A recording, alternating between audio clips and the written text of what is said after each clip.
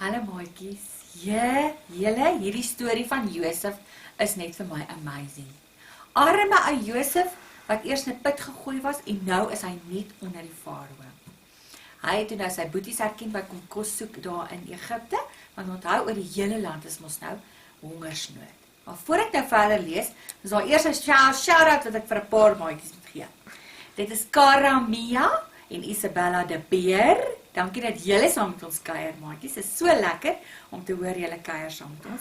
En Kyra Guvaya en haar lieflike ou hondjie Bella. Dis so cute ou brokkie. Sy lyk vir my so soet. Dankie vir die klein videoetjie wat jy vir my gestuur het, Kyra. So lekker om te sien. En dan Denique en Kwanika van 'n berg. Hulle Papa Willem sê hulle luister saam met ons stories.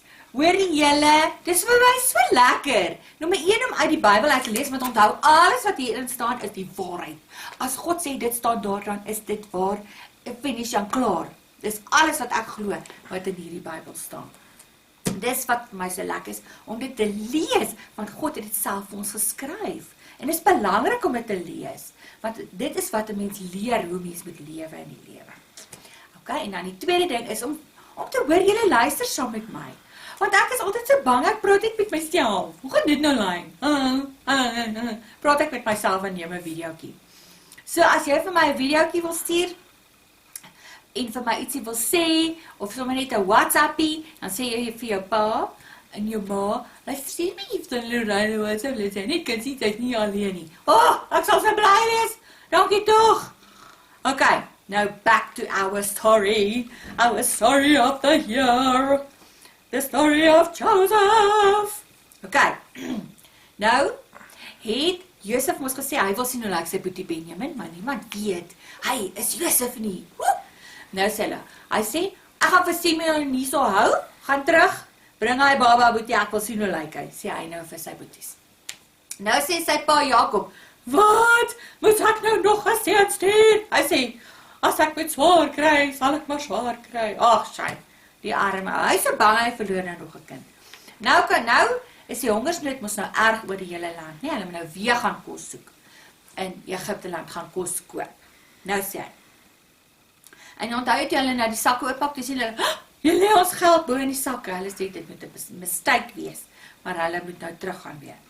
Die man sê die geskenk van sy pa het gesê, Jakob het gesê, vat 'n bietjie iets saam vir die man daar in Egipte. Jy weet 'n bietjie gom en 'n bietjie hars en 'n bietjie heuning en 'n bietjie neute, laat hulle maar net sien, ons kom nie leë hande daar nie, né? Hy sê, die mans, dit is nou die boeties, het die geskenk dubbel soveel geld as wat hulle saamgevat het, en vir Benjamin, die klein baby, gevat en het reguit na Josef toe gaan in Egipte.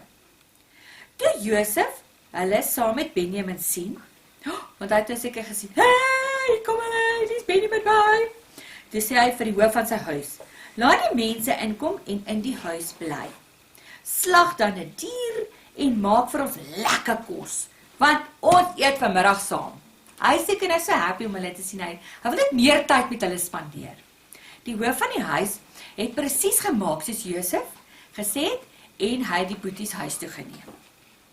Die broers was baie agterdogtig is soos, what are you planning? Hulle trust nou nie hierdie ding nie. Nou moet hulle skielik saam met die man, die hoof, net onder die farao eet. Dis 'n bietjie skyly. Hulle trust hom nou nie baie nie.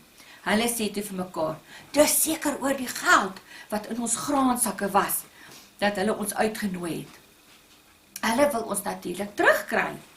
Daarom het hulle ons in hierdie hinderlaag gelei. 'n Hinderlaag is wanneer jy iemand wil uitvang. Jy stel vir my soos 'n trap. Hulle sal ons oorval, slawe van ons maak en al ons diere vat. Hulle sê, I don't trust this. Iets lyk nie vir my reg nie. Toe het die broers na die huis se ingang gestap en daar met die hoof van Josef se huis begin praat. Meneer, miskien kan u ons help, het hulle gesê. Ons was 'n vorige keer ook hier om kos te koop. Op pad terug het ons by die nagkamp ons graansakke oopgemaak en tot ons groot verbasing gesien dat elkeen se geld bo-op lê. Dis mos nou die waarheid, nie? Die presiese bedrag wat elkeen bestee het, Ons het vandag gekom om hierdie geld vir u terug te gee. Hulle besluit, kom ons maak nou net hierdie ding fair and square.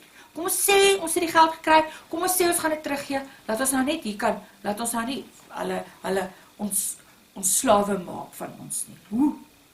Natuurlijk het ons ook ander geld saamgebring, waarmee ons kos wil koop. Meneer, ons weet rarig nie vir die geld in ons sakke gesit nie.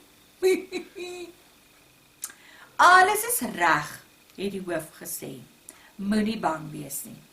Al die geld wat julle moes betaal het ek gekry. Elke sent daarvan. Dalk was dit julle God en die God van julle pa, waar die geld in julle sakke gesit het. En hy het vir Simeon gaan haal, want hy is Simeon moes nou daar bly, soos 'n waarborg dat die boeties gaan terugkom. Hulle het hom gaan haal en hom vir sy boeties teruggegee. Die hoof het die broers in Josef se groot huis ingenooi en hulle 'n plek gegee waar hulle kon was en ontspan. Onthou, hulle loop net in die woestyn, hè? Hulle is nou vuil en hulle voete lyk hulle dra sandals, hulle dra sandale, hulle het nou nie eers lekker naaktekkies om aan te trek nie. So hulle moet nou eers 'n bietjie was voor hulle kan eet.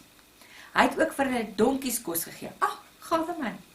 En intussen het die broers verneem dat hulle die middag saam met Josef moet eet. Terwyl hulle vir hom gewag het, het hulle so lank die geskenke reg gesit. Ons maak nou net die geskenke reg. Toe Josef uiteindelik opdaag, het hulle laag voor hom gebuig en die geskenke vir hom gegee. Laag voor hom gebuig, onthou jy sy droom? Haha, hier gebeur dit nou. Josef het gehoor hoe dit gaan en toe gevra. En hoe gaan dit met julle pa? Die ou man van wie julle my die vorige keer vertel het. Leef hy nog? Hy wil natuurlik weet. Hulle het gesê, dit gaan goed met u knegt, ons pa. Hy leef nog en hy is baie gesond. Die broers het gekniel en voor Josef gebuig. Josef het na Benjamin, sy ma se jongste kind, gekyk en gesê, is dit nou julle jongste boetie? Die een van wie julle my vertel het hy het vir Benjamin gesê, mag God naby jou wees, seun. Ek dink hy was soos, my boetie, jy weet hoe lief is 'n mens vir jou boetie of jou sussie, nie? Dalk voel jy nie so nie, maar eendag gaan jy so voel, ek beloof. Toe het Josef vinnig uitgestap, want hy wou huil. Ek sou ook, hy het hartseer begin word, toe hy weer sy boetie sien. Hy het in sy slaapkamer gaan sit en gehuil. Daarna het hy sy gesig gewas, mooi skoon en lekker netjies, en na sy boetie toe teruggestap. Hy was weer in volle beheer van homself, hy was nou weer onder die bevel van die koning, en hy het beveel dat die kos bedien moet word. Elkeen sy kos is afsonderlik uitgedeel. Eers is Josef bedien, toe die boeties en toe die Egiptenaars wat saam met hulle geëet het. Die Egiptenaars het nooit saam met die Hebreërs geëet nie, want vir hulle was dit 'n skande. Almal het teenoor Josef gesit, maar hulle is volgens ouderdom ingedeel, van die oudste, Reuben, tot die jongste, Benjamin. Die boeties was baie verbaas hieroor. Hoe sou Josef tog hulle ouderdomme geken het? Almal is met kos en van die koning se tafel bedien. Benjamin se porsie was egter elke keer 5 keer groter as die van die ander. Hy het 'n baardvol gekry, hoor. Hulle het almal lekker saam met die koning geëet en gedrink. Hier sit sy boetie saam met hom aan die tafel, en omdat hy so lief is op Benjamin, sê hy, skep vir daai laaitjie net nog meer kos in. 5 moederboutjies meer as sy boeties. Okay, julle, nou moet ek klaarmaak. Ek kan nie wag om julle volgende tips te vertel nie. Okay, kom ons bid gou saam. Here Jesus, baie dankie dat U die koning van ons lewe is. Dankie vir U woord wat ons elke dag uit kan lees. Help ons Here om elke dag getrou die Bybel te lees. Amen. Oukies, môre aan, I will tell you further what happened after the meal they ate, nee? Lekker. Ek hoop jou maagie is vol en dat jy lekker warm gaan slaap. Okay, love you, bye.